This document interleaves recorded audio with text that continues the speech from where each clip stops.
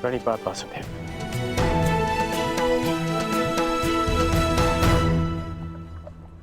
आदेश कीजिए कि कैसे आपने मुझे स्मरण किया। मित्र, एक महत्वपूर्ण कार्य के लिए तुम्हारी सहायता चाहिए मुझे। बड़े समय से इस कार्य को पूर्ण कैसे करूं, उसके विषय में सोच रहा था, तो तुम्हारा स्मरण हो आया। और मुझे पूर्ण विश्वास है कि तुम्हारे अतिरिक्त इस कार्य को और अधिक उत्कृष्टता से कोई नहीं कर सकता। ये मेरा सौभाग्य है कि आपने मुझे अपना मंतव्य पूर्ण करने के लिए योग्य समझा। वो तो स्वर्ण पर्वत देख सकते हो मित्र।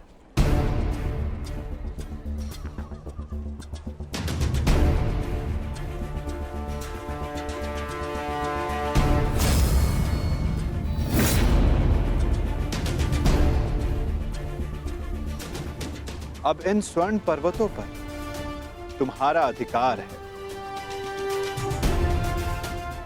और मैं चाहता हूं कि इन स्वर्ण पर्वतों को तुम समान मात्रा में बांटकर इन ग्राम वासियों में दान कर दो। परंतु एक बात का स्मरण रखना मित्र, इन दोनों स्वर्ण पर्वतों का सारा स्वर्ण दान करना होगा। जो आदेश वासुदेव।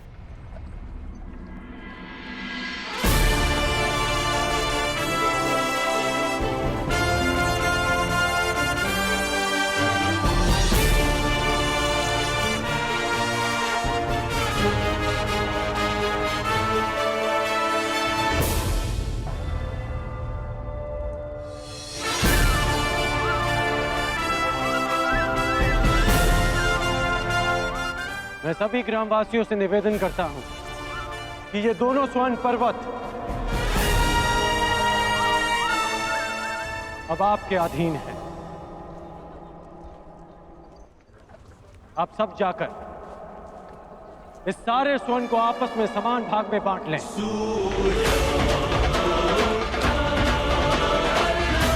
जाइए।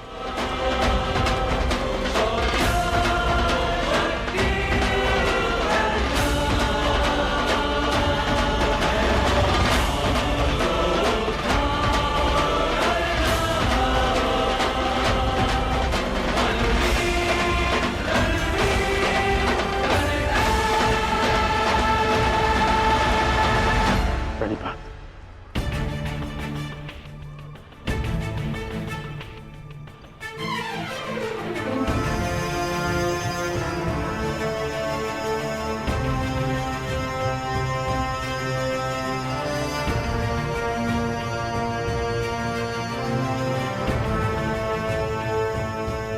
तुम्हें ये स्वर्ण इन ग्राम वासियों में बांटना था,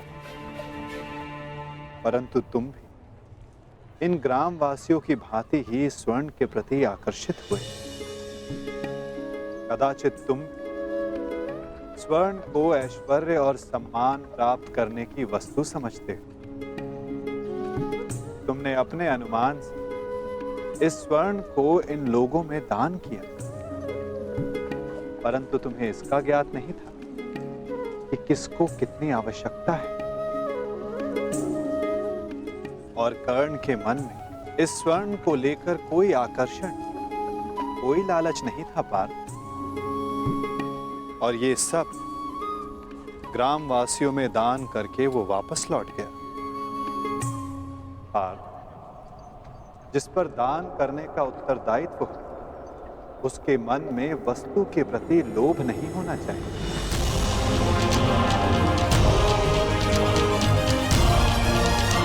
में ये इच्छा थी कि तुम्हारा न्याय पूर्वक ये स्वर्ण दान करने के लिए ये लोग तुम्हारी प्रशंसा करें। और कर्ण के मन केवल कर्म करने की इच्छा थी पार्थ, फल पाने की नहीं, ये वितरांग गुण, ये विरक्ति मनुष्य का लक्ष्य पाने की, उसका दान करने के संकल्प को दर्शाता है। एक समय था पार्थ कि तुम केवल चिड़िया की आंख को देखते थे, परंतु आज तुमने केवल चिड़िया की आंख को नहीं, पूरी चिड़िया को देखा। उसकी चाह पूर्ण करने की राह को देखा। और यही अंतर है तुम में और कर्ण में पार्थ, वही अंतर जो एक सामान्य मनुष्य और विशेष मनुष्य में होता है। मैं आपका तात्पर्य समझ गया माता, और ये भी समझ गया कि आपके हृदय में कर्ण का स्थान मेरे स्थान से ऊपर क्यों है। नहीं पार्थ, ऐसा नहीं है। तुम भी मेरे लिए अत्यधिक प्रिय हो, परंतु जैसा कि मैंने पहले भी कहा, जितना प्रेम, जितना सम्मान मेरे हृदय में कर्ण के लिए, उतना ही प्रेम, उतना ही सम्मान तुम्हारे लिए भी मेरे हृदय में है पार्थ। परंतु कर्ण के प्रति मैं तुम्हारा दृष्टिकोण बदलना चाहता हूं। जिस दृष्टि से मैं कर्ण को देखता हूं, उसी दृष्टि से तुम्हें भी दिखलाना चाहता हूं पार्थ। मैं तुम्हें केवल ये बताना चाहता था पार्थ कि क्यों कर्ण को दानवीर कर्ण के नाम से जाना जाता है। मैं समझ गया माता, आप धन्य हैं।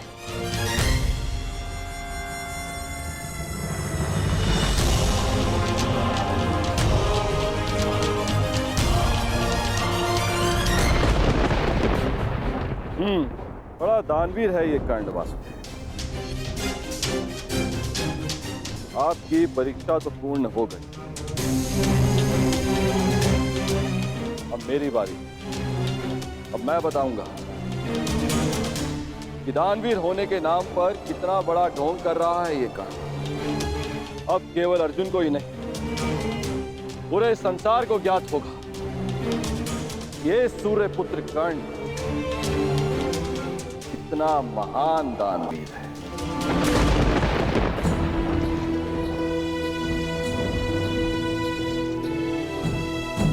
मित्र,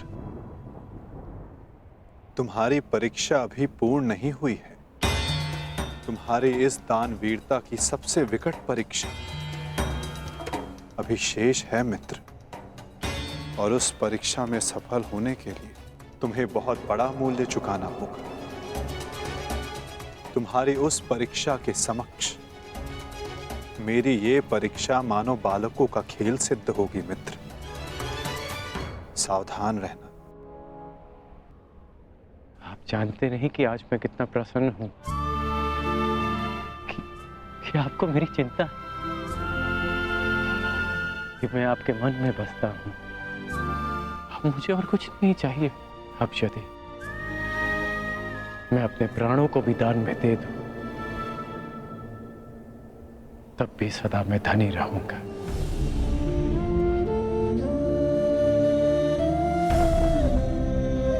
बड़ी बात वासुदेव।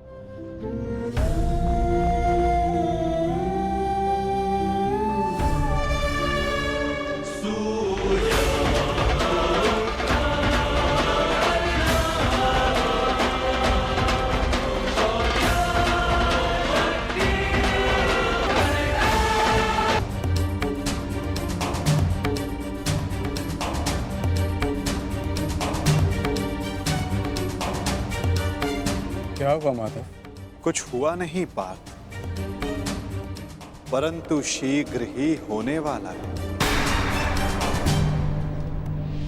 पार्थ, प्रतीत होता है कि तुम्हारे भ्राता विकोदर वापस लौट आए हैं। जाओ, जाकर अपने अग्रज का स्वागत करो। जाओ पार्थ। आप नहीं आएंगे माता? तुम जाओ पार्थ। मैं कुछ समय पश्चात आता हूं।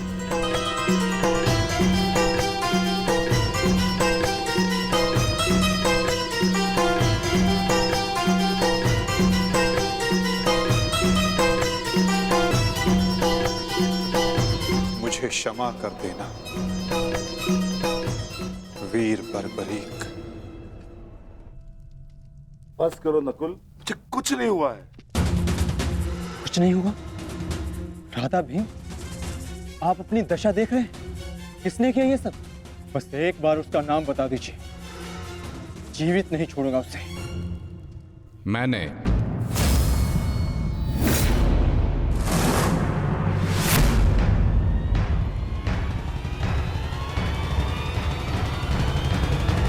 कौन हो तुम दुसासी? आपका पौत्र पितामह।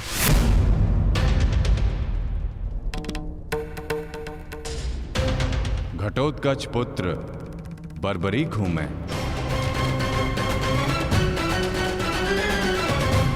इसकी मार से जो चिन्ह मेरे शरीर पर पड़े हैं, इसका अर्थ तुम समझते हो अर्जुन? इसका अर्थ है कौरवों पर हमारी विजय तो निश्चित है अनुज।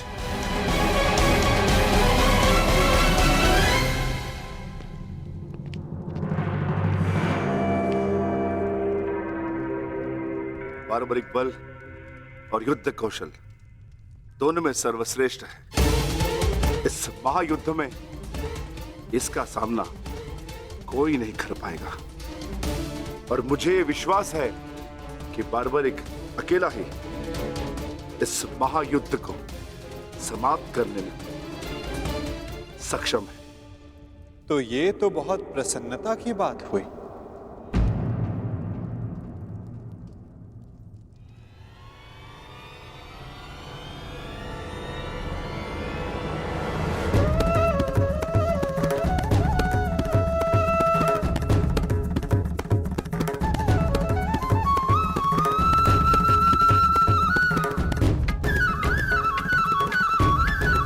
वासुदेव, ये मेरा पौत्र बार्बरिक है। बार्बरिक, ये मेरे भगवान कृष्ण।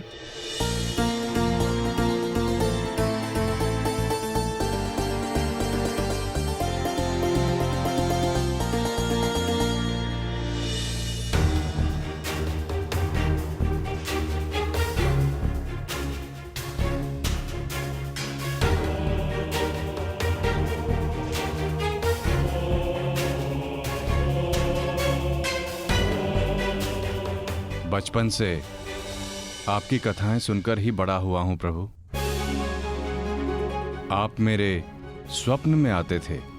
मैंने देखा कि आप ही मेरे मुक्ति मार्गदर्शक हैं।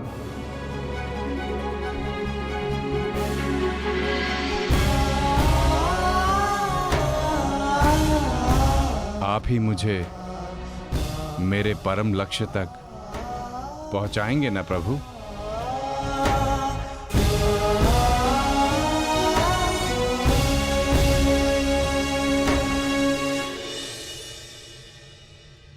तो तुम्हें लगता है बर्बरीक कि तुम स्वयं ही अकेले इस युद्ध को समाप्त कर सकते हो? आप आदेश दें तो। और ऐसा करने के लिए तुम्हें कितना समय चाहिए बर्बरीक? आप सब बताएं कि आपके अनुमान से कितना समय लगना चाहिए? जो भीम ने बताया उसके अनुसार 1 माह, 1 पखवाड़े में भी हो सकता है। 2 दिन। नहीं, केवल 1 दिन।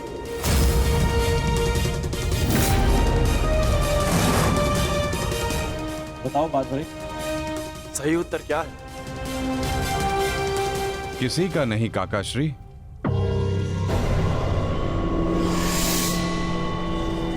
तो बताओ बर्बरीक, कितना समय लगेगा तुम्हें? केवल उतना जितना 3 बाणों का संधान करने में लगता है।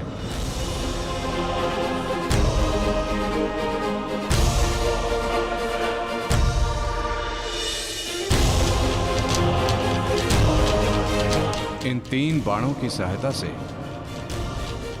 मैं इस युद्ध को 3 पल में समाप्त कर सकता हूं।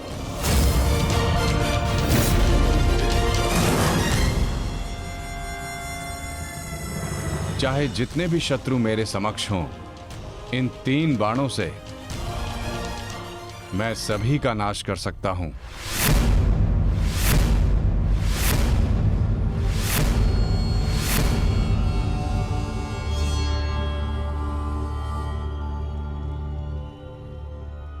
मैं केवल कथनी पर विश्वास नहीं करता बर्बरीक, मुझे करनी का प्रमाण चाहिए। दे सकते हो? तुम राधे नहीं कुंती पुत्र हो, स्वयं सूर्य नारायण के अंश हो तुम का। जब तुम्हारा जन्म हुआ मैं अविवाहित थी पुत्र, क्या करती मैं, मुझे तुम्हें त्यागना पड़ा। क्रोध, अशांति, पीड़ा ध्यान केंद्र में सबसे बड़ी बाधा है। अपने क्रोध को, अपनी अशांति को, अपनी पीड़ा को शस्त्र बनाकर इसका उपयोग करो। कौन उपयोग करो?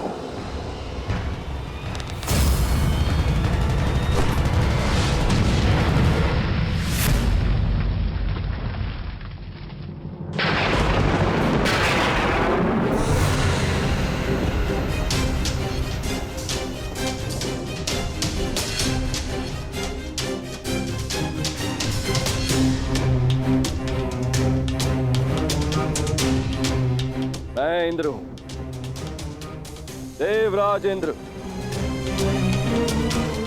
सूर्य को भी अपने नियंत्रण में कर सकता। तो तुम क्या हो? जितना भी अभ्यास करना है कर लो। का धनुष से बाण चला लो। हाल के बिना योद्धा को मरना ही होता है।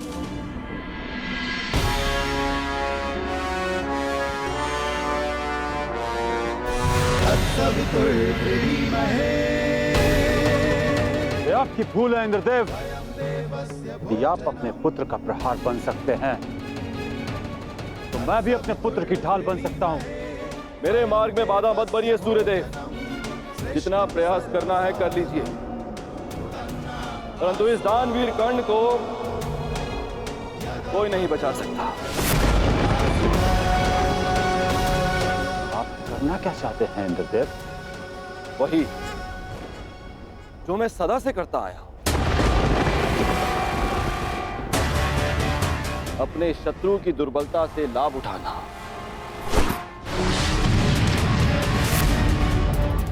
मैंने सुना है कि सूर्य उदय के समय यदि कर्ण से कोई दान मांगे तो वो अस्वीकार नहीं करता, मांगने वाले को निराश नहीं करता, दान अवश्य देता है। अर्थात कर्ण की दुर्बलता उसकी दान वीरता है, और उसकी शक्ति वो कवच और कुंडल, तो जन्म से ही उसके लिए आपका आशीर्वाद है। जब एक ब्राह्मण दान में उससे वो कवच कुंडल मांगने जाएगा तो इस संसार को पता चलेगा कितना महान है ये सूर्य पुत्र कर्ण। यदि दान दिया तो मेरे पुत्र अर्जुन के हाथों अपने प्राण खोएगा, और यदि नहीं दिया तो मेरे हाथों सम्मान। सूर्यदेव, इन दोनों ही परिस्थितियों में विजय तो देवराज इंद्र की ही होनी है। यह धर्म है इंद्रदेव। कवच और कुंडल कर्ण को उसके पिता का दिया हुआ उपहार है।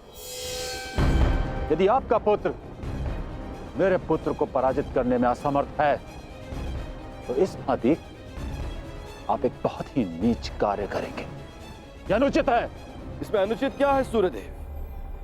आपने अपने पुत्र कर्ण की रक्षा के लिए उसे कुंडल और कवच दिए। मैं अपने पुत्र अर्जुन की रक्षा के लिए वो कुंडल और कवच छीन लेना चाहता हूं। मैं ऐसा कदापि होने नहीं दूंगा।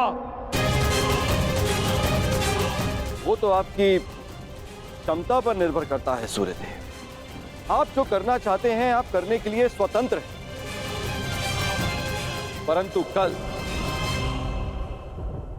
या तो आपका मान रहेगा या आपके पुत्र को आपका दिया हुआ उपहार। मेरा पुत्र है वो सूर्य पुत्र कर्ण। ठीक ही आपको अपनी भूल की अनुभूति हो जाएगी। कल प्रातः संसार पर सूर्य का प्रकाश पड़े या ना पड़े, परंतु ज्ञान का प्रकाश आपकी बुद्धि पर अवश्य पड़ेगा।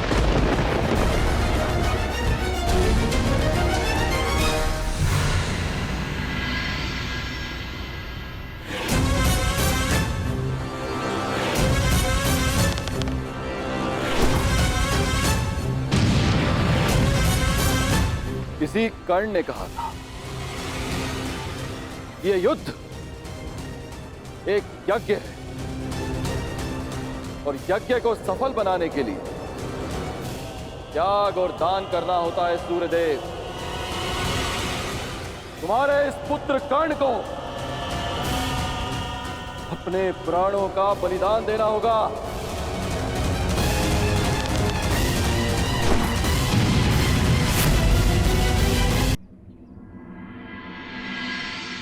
मुझे ये बाण मेरी आराध्य देवी ने दिए हैं प्रभु। इन बाणों के लक्ष्य पर जो शत्रु होगा उन सभी का नाश हो जाएगा प्रभु। परंतु इतने भीषण युद्ध में तुम अपने शत्रुओं को पहचानोगे कैसे बारबरीक? सभी शत्रुओं पर लक्ष्य साधना इतना सरल कार्य नहीं। यदि तुमने अपने इन बाणों का संधान किया तो तुम्हारे मित्र भी मारे जा सकते हैं, और वो निरपराध भी जो इस युद्ध में भाग नहीं ले रहे। इसलिए मुझे ये 3 बाण दिए गए हैं प्रभु। मेरे पहले बाण में भरी लाल भस्म मेरे सभी मित्रों और सहयोगियों को चिन्हित करेगी। मेरा दूसरा बाण उन सभी को चिन्हित करेगा जो इस युद्ध में भाग नहीं ले रहे या निष्पक्ष हैं।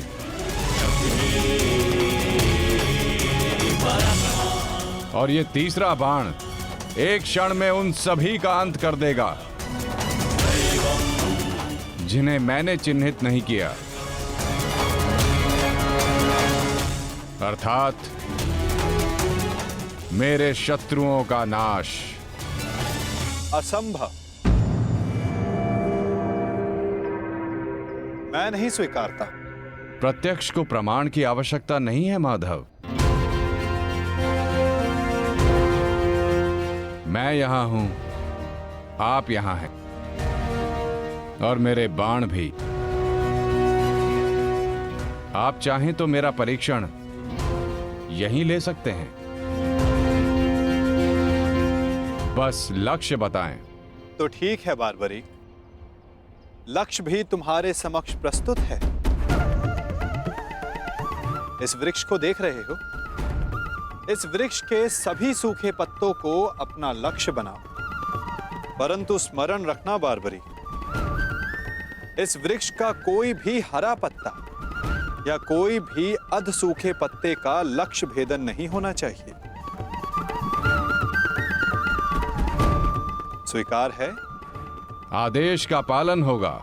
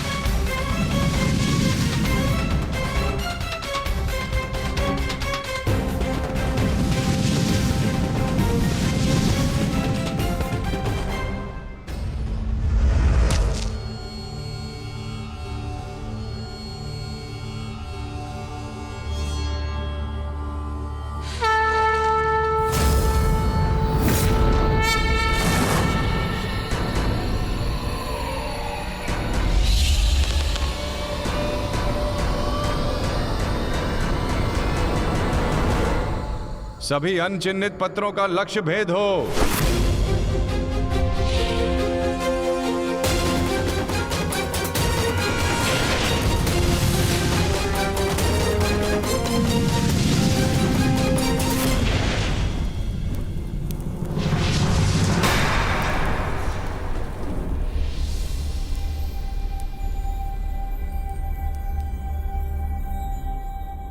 प्रतीत होता है कि कोई सूखा पत्ता शेष रह गया है बारबरीक।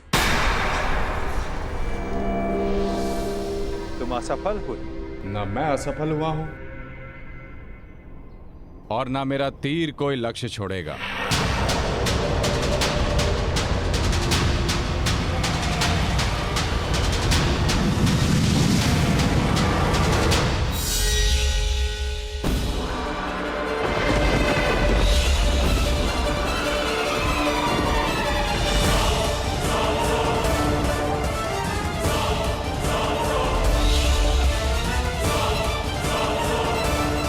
आपके चरण मेरे बाण के लक्ष्य के मध्य में आ रहे हैं प्रभु।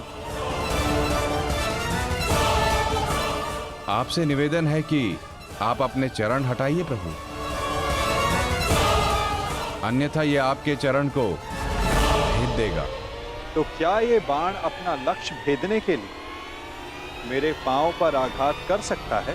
जी प्रभु, शीघ्र अपने चरण हटाइए।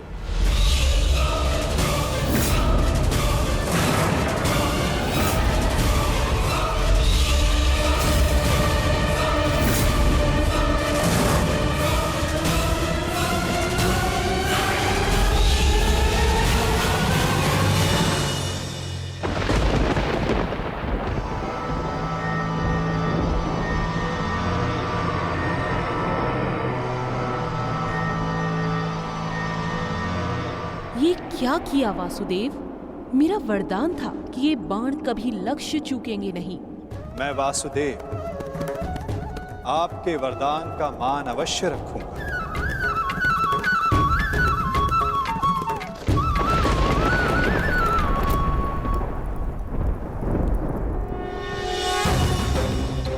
देवी, आपका ये बाण मेरा चरण भेद नहीं पाया, परंतु अब से मेरे शरीर का ये भाग सबसे दुर्बल होगा।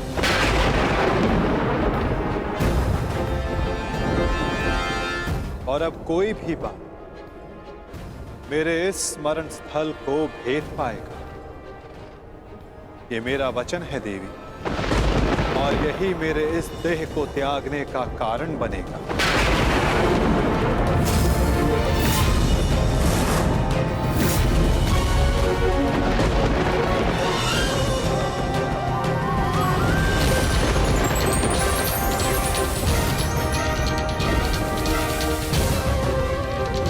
है देवी, और यही मेरे इस देह को त्यागने का कारण बनेगा।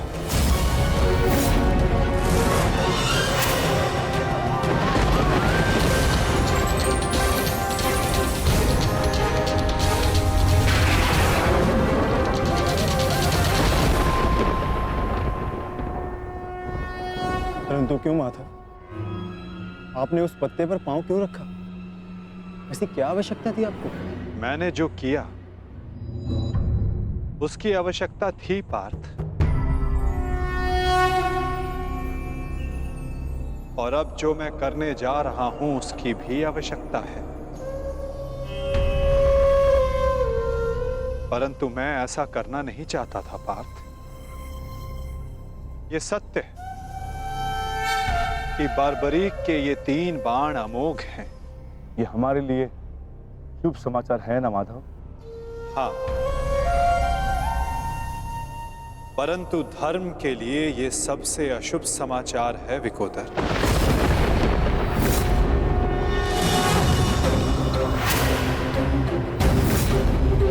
ये युद्ध केवल कौरवों और पांडवों के मध्य नहीं है।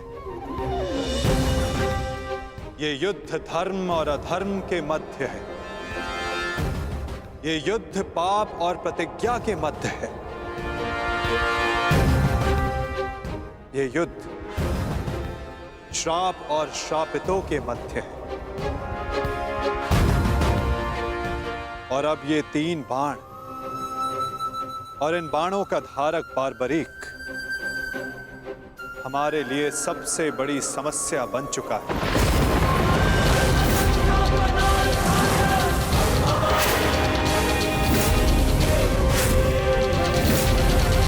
इसी कारण बारबरीक का अंत अब अनिवार्य है।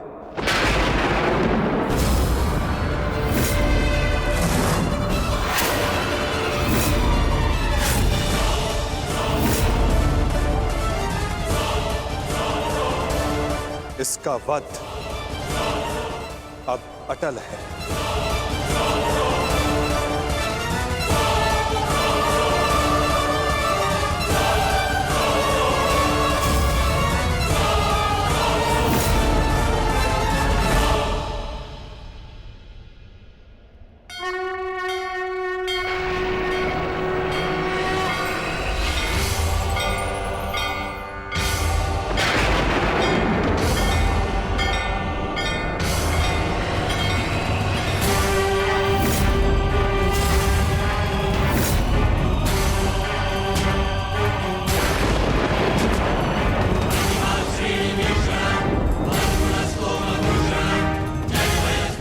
नहीं,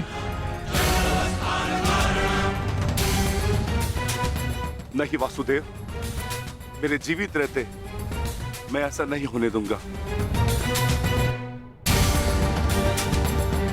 सुदर्शन चक्र को बारबरी तक पहुंचने से पहले मेरे मस्तक से होकर जाना होगा। यही नियति है भीम, और तुम ये भली भांति जानते हो। बारबरीक का अंत अब अनिवार्य है, अन्यथा युद्ध में सबका विनाश निश्चित है। मेरे पास अब और कोई विकल्प शेष नहीं।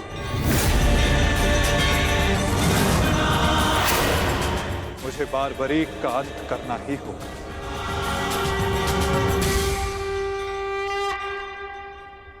किंतु माता, इसका कोई समाधान तो निकल ही सकता है ना। हम बारबरीक को युद्ध से दूर भी तो रख सकते हैं। तो फिर इसका अंत अनिवार्य क्यों?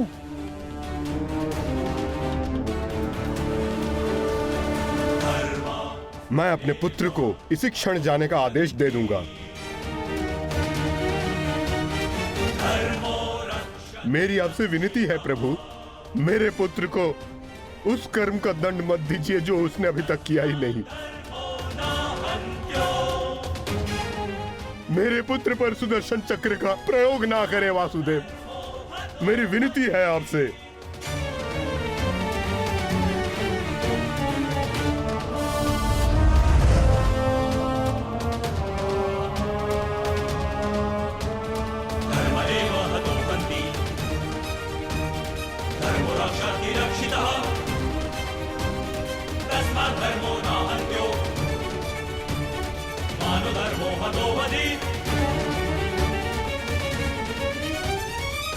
रुकिए पिताश्री।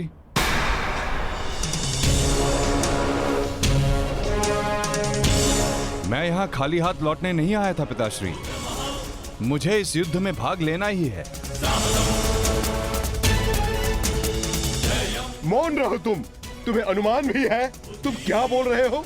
कदाचित मैं दृष्टा कर रहा हूं पिताश्री, परंतु मैं एक योद्धा भी हूं, और एक सच्चा योद्धा युद्ध भूमि से विजय प्राप्त करके लौटता है या वीर गति पाकर।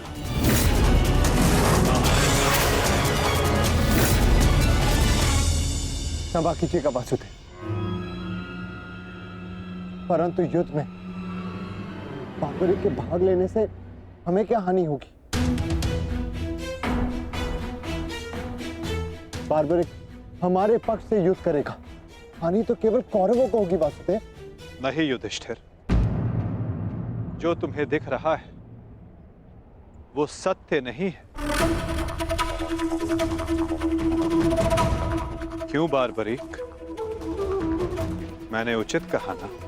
मैं समझा नहीं वासुदेव। बारबरीक निश्चित रूप से हमारे पक्ष में लड़ेगा, तो इसमें क्या संदेह? जो पौत्र सत्य यह है कि मैं इस युद्ध में निर्बल पक्ष की ओर से भाग लूंगा।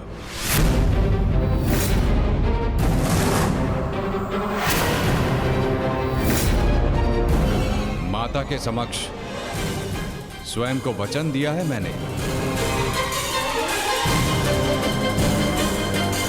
परंतु समस्या क्या है वासुदेव?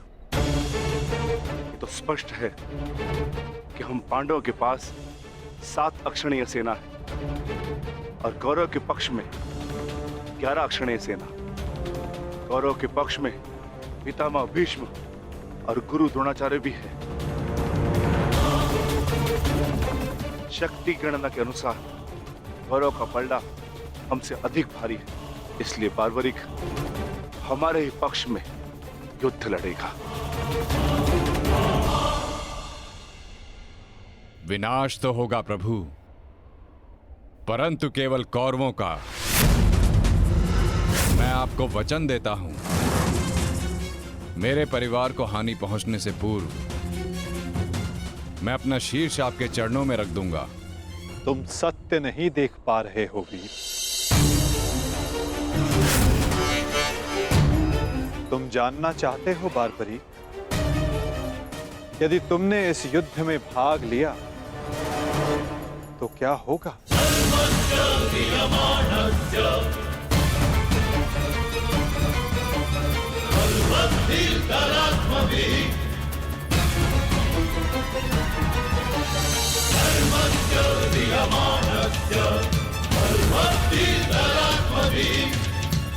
तो देखो,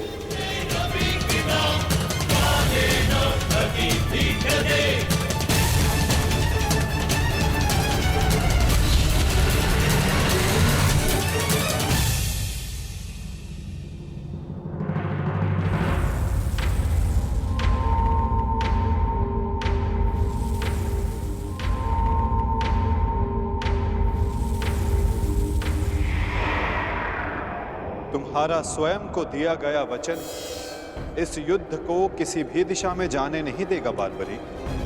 इस युद्ध का संतुलन बिगाड़ देगा। तुम निश्चित रूप से आरंभ में पांडवों के पक्ष में रहोगे, क्योंकि आरंभ में पांडव कौरवों से निर्बल होंगे, परंतु शीघ्र ही ये परिस्थिति बदल जाएगी बार्बरीक।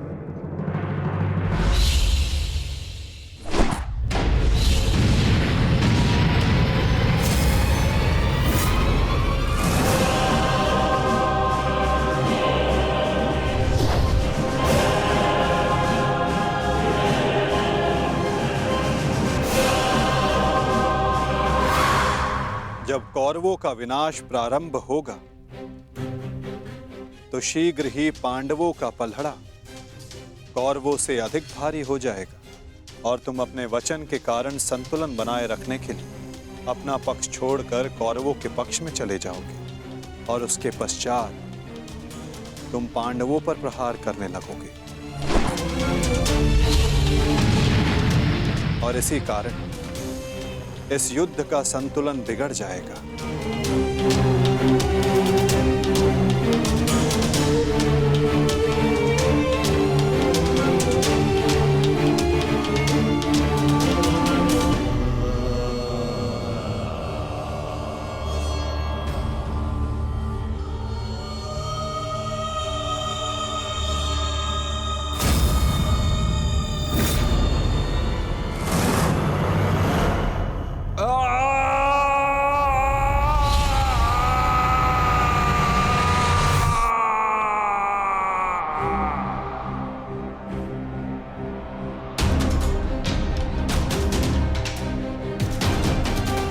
यही सत्य है बार्बरीक। यदि तुम इस युद्ध में हुए तो यही होगा।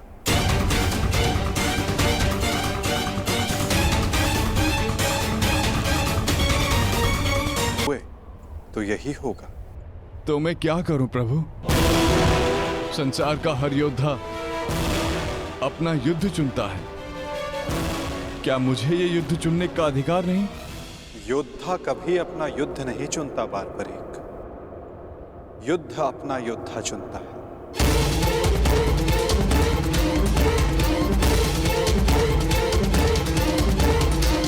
तो आदेश दें प्रभु, मुझे क्या करना है? ये युद्ध एक यज्ञ है बारबरीक, और तुम्हें त्याग और बलिदान देना होगा, स्वयं के प्राणों का दान।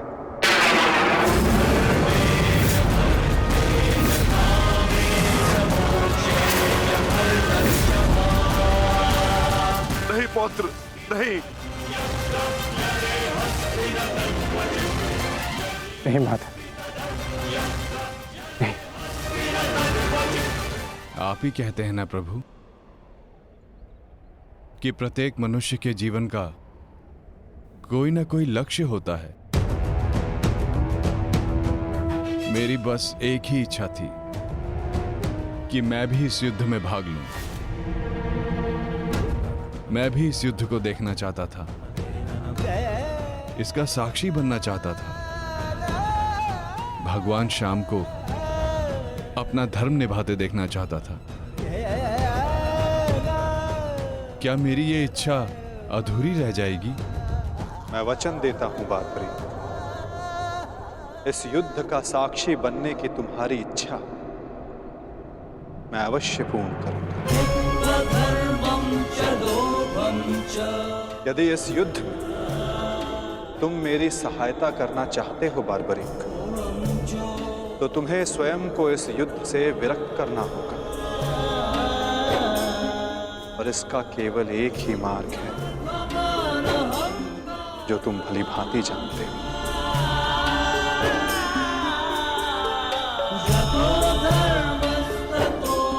मैं समझ गया प्रभु।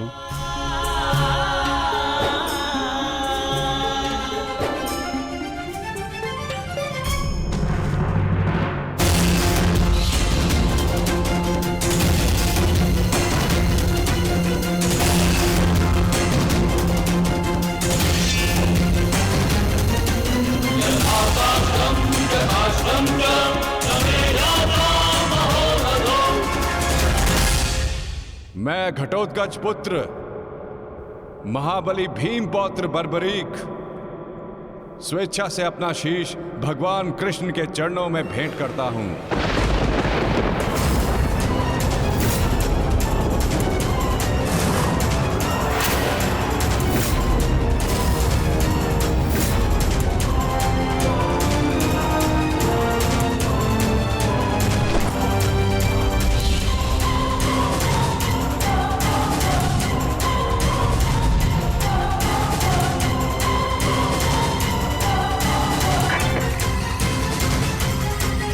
भगवान श्याम की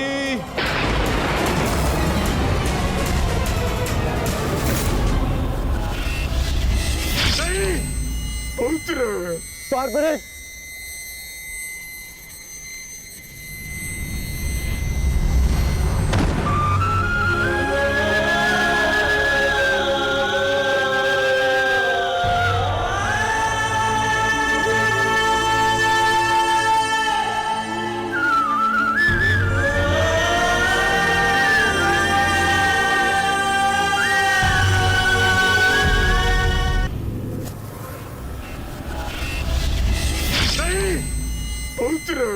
बारबरीक,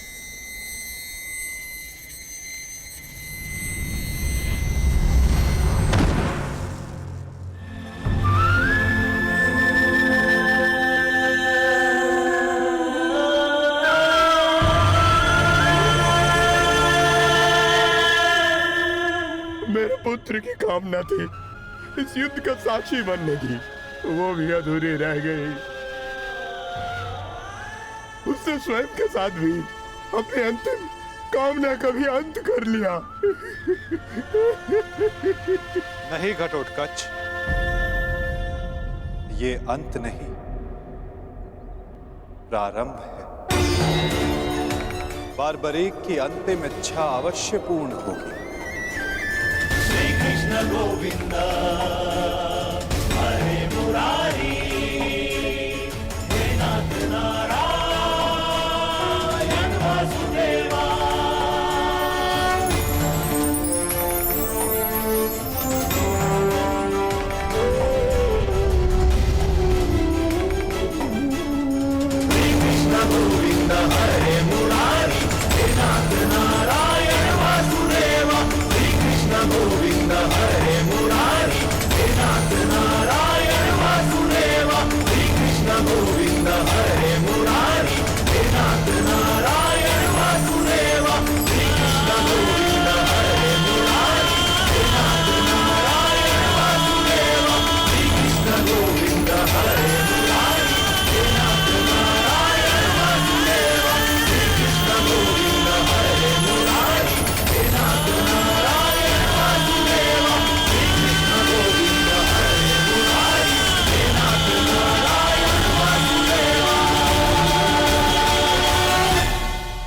बारबरीक इस महाभारत का एक महत्वपूर्ण कार्य पूर्ण करेगा।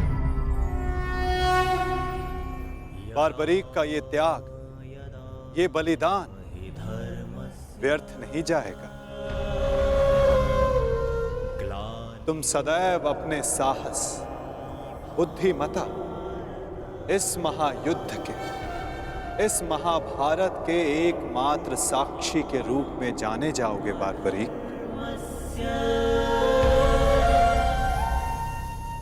संसार तुम ही से जानेगा कि इस महायुद्ध में जो कुछ भी हुआ धर्म के अनुसार हुआ, और इस संसार के अंत तक तुम इस धर्म युद्ध के साक्षी रहोगे बारबरीक।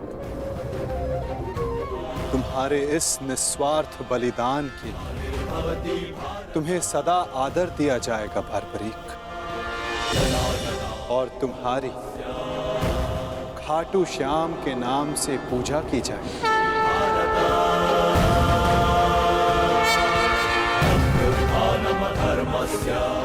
तुम हर उस निर्बल की सहायता करो जो तुम्हारे समक्ष सहायता मांगने आएगा।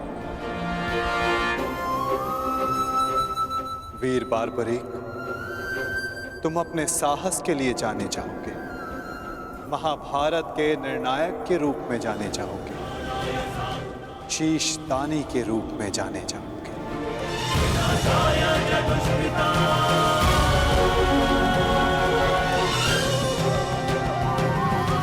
इस युद्ध रूपी यज्ञ में यही नियति है विजय की। विजय बलिदान मांगती है, विजय दान मांगती है। दानी बारबरीक, तुम सदा अमर रहोगे।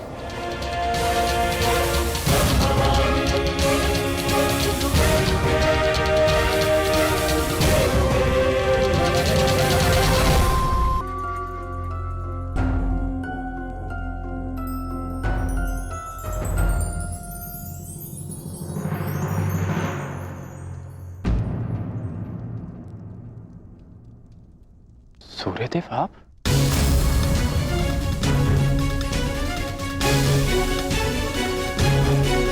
बड़ी बात। कल्याण हो पुत्र।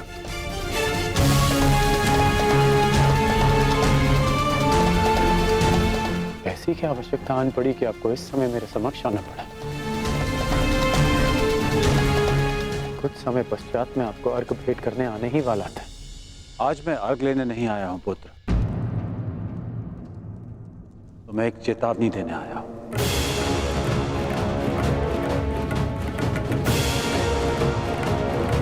और वो ये, तुम कल प्रातःकाल मुझे अर्घ भेंट करने मत आना, और यदि तुम मुझे अर्घ भेंट करने आए तो तुम अपना सर्वस्व खो बैठोगे।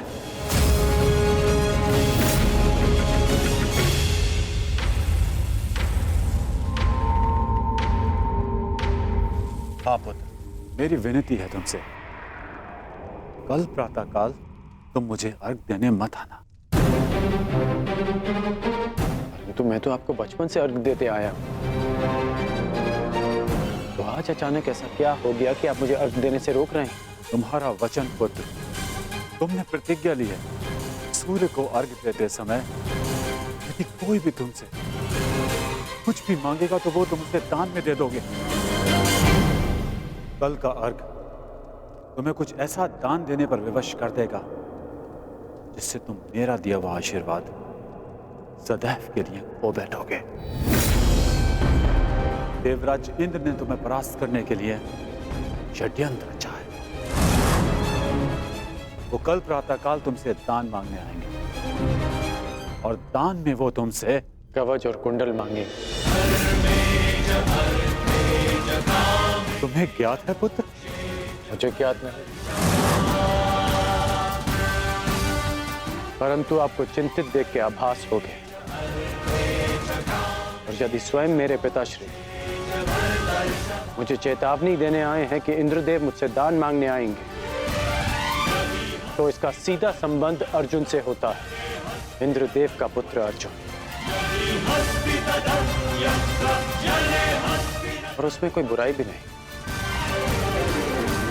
क्योंकि हर पिता अपने पुत्र की भलाई चाहता है। यदि इतना समझते हो तो यह भी समझ लो पुत्र कि यह पिता भी यही चाहता है कि उसके पुत्र के साथ कोई अन्याय ना हो, कोई छल ना हो। मेरी विनती है तुमसे, कल प्रातःकाल मुझे अर्घ देने मत आना। पहले भी मैं तुम्हारे साथ बहुत अन्याय कर चुका हूं पुत्र, परंतु अब और अन्याय नहीं। कहो पुत्र, अपने पिता की बात मानोगे? कल प्रातःकाल अर्घ देने नहीं आओगे ना? मुझे उत्तर दो पुत्र, मुझे उत्तर दो। प्रश्न उत्तर का समय नहीं बचा है। मनुष्य का कर्म उसके हर प्रश्न और उत्तर से बड़ा होता है। और अब आपके कर्म का समय हो गया है। अंधकार में डूबे समस्त संसार को आपको प्रकाश देना है। आप अपना कर्म और धर्म निभाइए और मैं अपना कर्म और धर्म निभाऊंगा।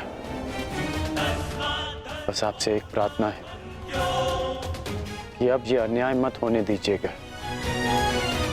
कि संसार कहे कि कर्ण ने अपने जन्मदाता को अपना धर्म करने से रोक दिया।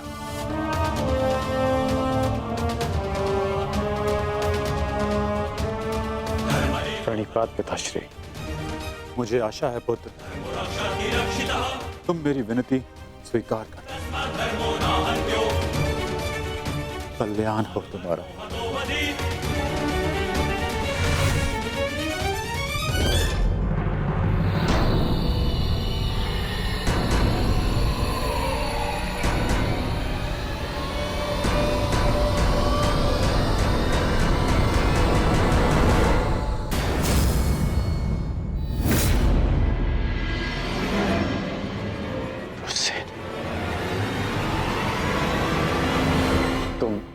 तुम यहाँ क्या कर रहे हो? मैंने सब सुन लिया।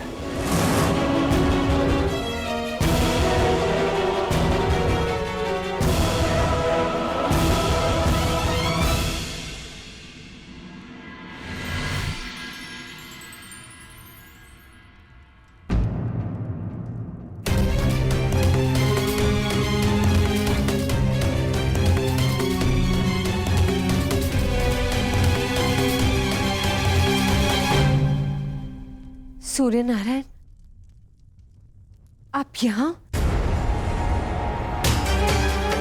इस प्रकार यहाँ आने के लिए मैं आपसे क्षमा चाहता हूँ, परंतु पुत्र कर्ण पर बहुत बड़ा संकट आने वाला है।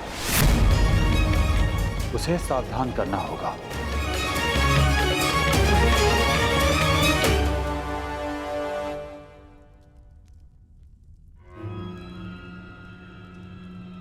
आप सूर्यपुत्र हैं, परंतु ये कैसे संभव है?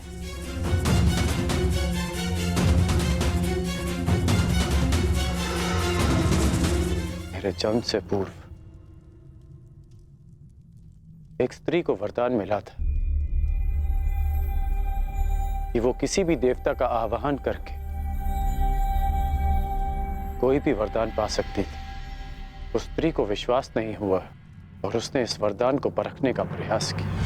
उसने सूर्यदेव का आवाहन किया और वरदान से पतित सूर्यदेव को उन्हें पुत्र देना पड़ा, परंतु वो अविवाहित कन्या समाज के भय से भयभीत हो गई और उसने उस बालक को गंगा में बहा दिया। वो बालक मैं था, जिसे पिता अविरत ने पाला। सूर्यदेव के आशीर्वाद के रूप में मुझे कवच और कुंडल मिले, जो अब इंद्रदेव छीन लेना चाहते हैं अपने पुत्र अर्जुन के लिए। सूर्यदेव मुझे यही समझाने आए थे कि मैं इंद्रदेव को कल दान ना दूं। अर्थात आज आप अर्घ देने नहीं जा रहे?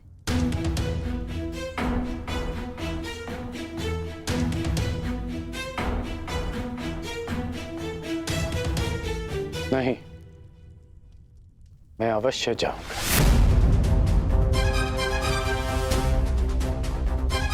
क्यों? मैं आपको ऐसा नहीं करने दूंगा।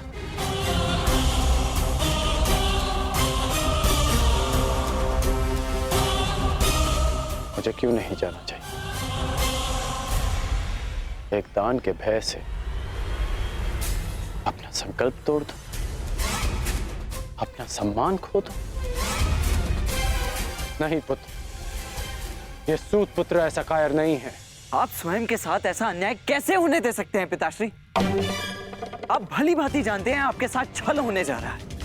फिर भी वो सूर्यदेव जिन्होंने आपको अपना नाम कभी नहीं दिया, जिस पर आपका अधिकार था, वो सम्मान कभी नहीं दी,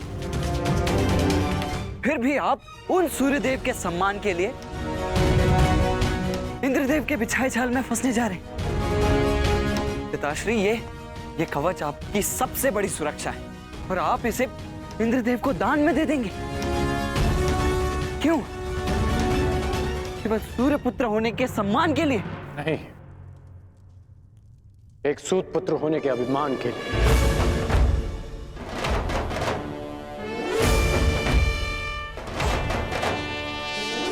मैं आज भी एक सूत पुत्र हूं।